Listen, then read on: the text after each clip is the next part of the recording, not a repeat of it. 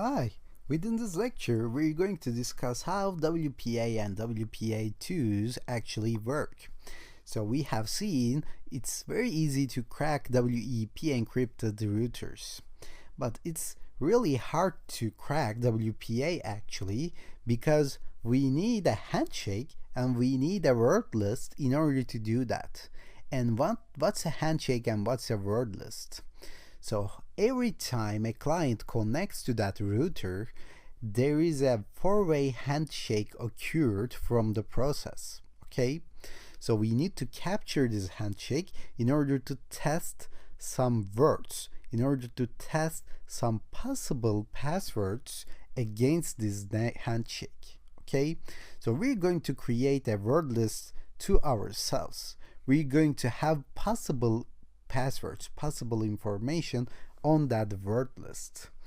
And at this point, I believe you understand it's harder to crack the WPA password because there might be millions of possibilities for passwords. Okay, so if a user uses a 8-character password, it's relatively easy to crack this, but if they use something like 9 characters, 10 characters, 12 characters, it should get harder for us because we're going to try passwords one by one, of course automatically, but again one by one in order to get the real password.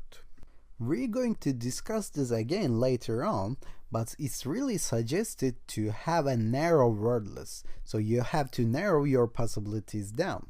So if you're trying to hack into a restaurant called Mark's Restaurant, for instance, there is a high possibility that the word Mark is on the password, like Mark123 or Mark 2015, I don't know.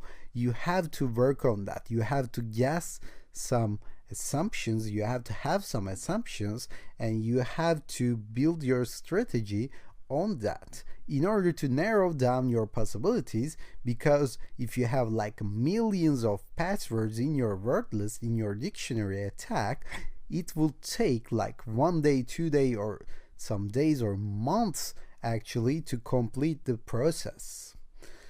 And we're going to see all of them, don't worry. We're going to see how to get a handshake and how to create a word list, but we're going to do all of those things in the next lecture.